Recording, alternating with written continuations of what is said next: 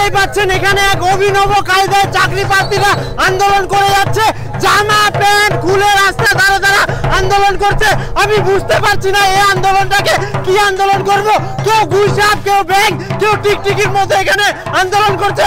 আর এই চাকরি প্রার্থীদের আন্দোলনটা কি জন্য সেটা আমরা এই চাকরি প্রার্থীর কাছে শুনে নেব। এরা পুজোর আগে কেন এইভাবে আন্দোলন করছে, হ্যাঁ আমরা তাদের কাছে এখন শুনে নেব। দেখুন আমাদের 2022 সালে টেট পাস করে বসে আছে, আমাদের এখনো পর্যন্ত চাকরি হয়নি। চাকরি তো দূর থাক, আমাদের এখন কাউন্সিলিং হয়নি। চাকরি চাই, চাকরি চাই। পরীক্ষা হওয়া 1 বছর হয়ে গেল, পুজো চলে আসলো, এখন পর্যন্ত আমাদের কোনো সুখবর আসেনি। আবার নতুন করে পরীক্ষা নেওয়া হচ্ছে, আমাদের তাহলে চাকরি কবে হবে? তাহলে আপনারা বিষয়টা বুঝতে পারলেন, এরা হচ্ছে চাকরির দাবিতে এখানে জামা প্যান্ট খুলে আন্দোলন করছে। আর আমাদের রাজ্যে যে এই দিনটা দেখতে হবে আমরা আশা করিনি, আরো যে কি কি দেখতে হবে সেটা আমরা আগামীকালেই দেখতে পাবো। কারণ পড়াশোনা করে টেট কমপ্লিট করে এইভাবে আবার চাকরির জন্য এরা রাস্তায় ধর্ণা দিচ্ছে, এটা মানা যায় না। কিন্তু যাই হোক, এখন করতে হচ্ছে, কোনো উপায় নাই। এরা এই আন্দোলনটা আপনারা কতক্ষণ করবেন? যতক্ষণ আমাদের সুখবর হচ্ছে আমরা আন্দোলন চালিয়ে যাবো। তার মানে এরা আমরণ আমরণ আমরণ আন্দোলন চালাবে।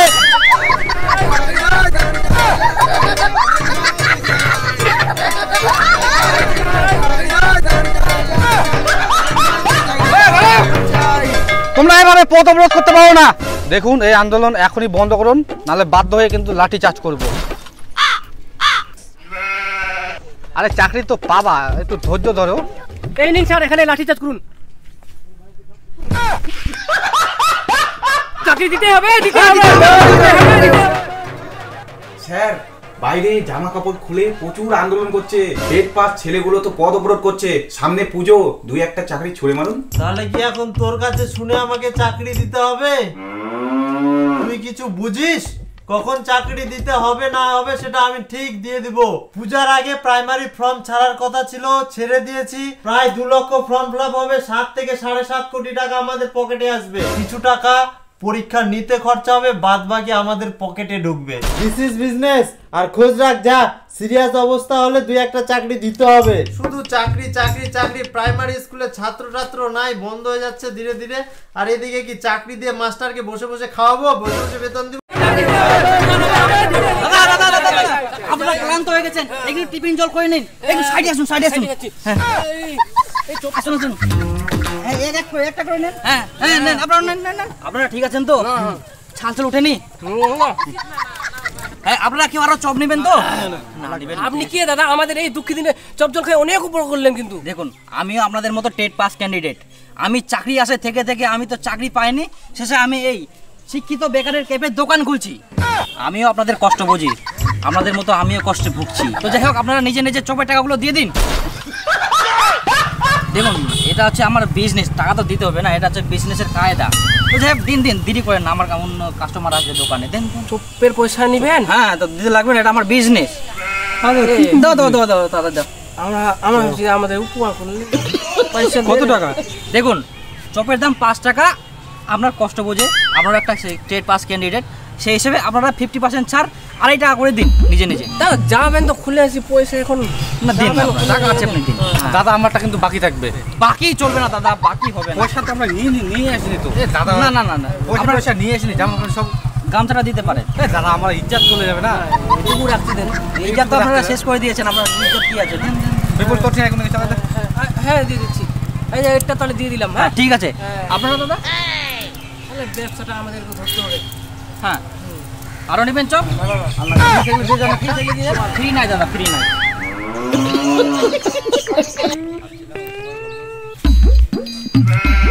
দেখো, তোমরা হাতে কাজফল নিয়ে রাস্তায় যতই ঘোরাঘুরি করে প্রতিবাদ করো, তোমাদের চাকরি কিন্তু হবে না। যখন চাকরি হওয়া ঠিক হবে, তোমরা যদি জীবনে কিছু করতে চাও, তো এবার বোঝো, নিজে নিজে শিল্প ব্যবসা বাণিজ্য শুরু করো। আর আমার দোকানে কয়েকটা লোক লাগবে, যদি তোমাদের মধ্যে কেউ করতে চাও, তো নিজে নিজের বিএ ডিএড এর সার্টিফিকেট নিয়ে চলে আসো। বরখাতা মই যাম, বিএ ডিএড এর সার্টিফিকেটও নিয়ে চলে আসিস। তো আমরা দেখতে পাচ্ছি এখন একটা নতুন ধরনের ক্যাফে, যার নাম দেওয়া হয়েছে শিক্ষিত বেকারের ক্যাফে। এই শিক্ষিত বেকারের ক্যাফে নামটা কেন দেওয়া হলো সেটা আমরা এই দোকানের ওনারের কাছে শুনে নেব। চলুন দোকানের কাছে আমরা যাই। আচ্ছা দাদা, বলুন। দেখে মনে হচ্ছে খুব ব্যস্ত। যাই হোক এত ব্যস্ত যে আমার জামা প্যান্ট মাখিয়ে দিল। তো বলছি, আপনার এই শিক্ষিত বেকারের ক্যাফে নাম দেওয়ার পেছনে যে উদ্দেশ্যগুলো আপনি বললেন ছোট ছোট করে, এই জিনিসটা যদি আপনি একটু খুলে বলেন আমাদের দর্শককে, তাহলে সুবিধা হয় বোঝার জন্য। হ্যাঁ, আমার জীবন কাহিনী খুব কঠিন। আমি প্রথমে গ্র্যাজুয়েশন পাস, তারপর বিএড, ডিএড, এমএ সব কমপ্লিট, এবং আমি টেট পাস ছেলে, কিন্তু জানি না কি জন্য চাকরি হয়নি। তার সঙ্গে আমি টিউশনও পড়াতাম এবং টিউশনের ওপর আমার সংসার চলতো, কিন্তু কিছুদিন বাবদ আমার টিউশন বন্ধ হয়ে যায়। হঠাৎ আপনার এই টিউশনটা বন্ধ হয়ে যাওয়ার কারণ? ভারতীয় সংবিধান রচনা, ইতিহাস, প্রস্তাবনা, মৌলিক অধিকারের গুরুত্ব। হ্যাঁ, তো এই পর্যন্ত কালকে পড়ে আসবা, ঠিক আছে? বোঝা গেছে সবার? হ্যাঁ,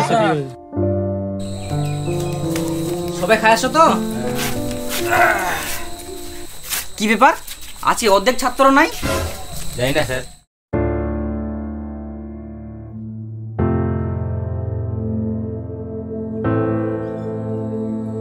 বাপি, আর ছাত্র কই রে? ওরা আসে না কেন? না, আমরা আসবে না, আমরা অন্য মাস্টার খুঁজবে, অন্য মাস্টার কাছে যাবে। আর আসবে না? এইভাবে দিনের পর দিন আমার ছাত্র কমতেই থাকে। আমি খুব টেনশনে পড়ে গেলাম। দেখো, তোমরা কোনোদিন কিন্তু প্রাইভেট গাবি করবা না, তাহলে কিন্তু শিখবা না। তারপরের দিন সকালে আমি হঠাৎ দেখি আমার কাছে শুধুমাত্র একটি ছাত্র। তা দেখে আমি আরো দুশ্চিন্তায় পড়ে গেলাম। তারপর সরাসরি আমি তাদের গার্জেনের কাছে যাই এবং গার্জেনের কাছে গিয়ে যেটা শুনতে পাই, কাকু বাপ্পি কয়েকদিন ধরে প্রাইভেট যাচ্ছে না। ও তোমার কাছে এখন পড়বে না। কেন? কারণ ও স্কুলের মাস্টারের কাছে টিউশন নিয়েছে।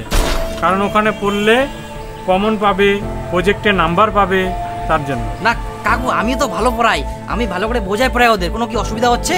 না, ভালো পড়ালেও পড়বে না, এগুলো সুবিধা তো ওখানে আছে। তার মুখে যা শুনলাম আমি কোনোদিন ভাবতে পারিনি। তারপর আমি প্রত্যেকটা গার্জেনের কাছে হাত জোর করে বলি যে আমার কাছে টিউশনে পড়ান, আমি খুব ভালো করে পড়াবো এবং আমি যে মাসে টাকাটা নিতাম সেটা আমি অর্ধেক টাকা নেবো, আপনারা পড়ান। কিন্তু আমার কথা কেউ শুনেনি। না না, আমার ছেলেকে অন্য জায়গায় পড়াবো। তারপর আমি ডিসিশন নিলাম যে একটি মাত্র ছাত্র ছিল, তাকে আমি সর্বশ্রেষ্ঠ ভাবে পড়াবো, কয়লা খনি থেকে তাকে ডায়মন্ড বানাবো। তারপর প্রত্যেকটা দিন, প্রত্যেকটা রাত, প্রত্যেকটা মুহূর্ত তাকে খালি পেটে না খেয়ে পড়িয়েছি এবং সেই ছেলেটা এখন। তাহলে কি সেই ছেলেটা এখন কলেজের প্রফেসর? না না না, সেই ছেলেটা এখন মতন কাম করে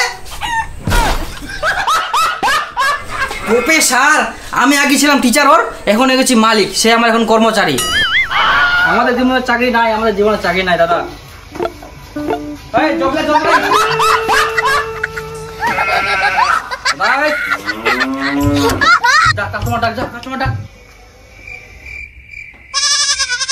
আরে বাইরে যায় না, কাস্টমারটাকে যা। শিক্ষিত বেকারের ক্যাফে 50% ডিসকাউন্ট দিয়ে চপ ঘুগনি পাওয়া যাচ্ছে। এদিকে দাদা বৌদি এগিয়ে আসুন। দাদা চলবে তো? শিক্ষিত বেকারের ক্যাফে 50% ডিসকাউন্ট, চপ ঘুগনি, রোল, চাউমিন।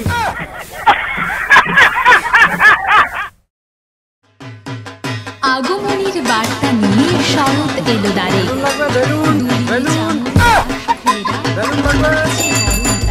স্যার দেখুন, ছেলেগুলো চাকরির জন্য কত অসহায়। বোকা, এটাকে অসহায় বলে? এটাই তো আমি চেয়েছিলাম। পড়াশোনা করো, ডিএড করো, বিএড করো, চাকরির আশা কেউ করো না। নিজের পায়ে দাঁড়িয়ে এরকম নিজে কিছু করো, তবেই তো মানুষ সম্মান করবে, নাকি? স্যার তাও তো আপনার কর্তব্য ছেলেদের চাকরি দেওয়া। না না আতিউর, একটা রেসে মালিক ঘোড়াকে কেন মারে? যাতে সে রেসটা জিততে পারে। কোনো কাজই ছোট বড় হয় না, বুঝলি আতিউর? হ্যাঁ চল। ওই কেটপাত ছেলে, কোথায় যাচ্ছিস? ওই তো কাকা মালাটি চাট বিক্রি করতে। কিসের চাট আছে রে? এই পোল্ট্রির চামড়া আর খাসির বুটি, যা।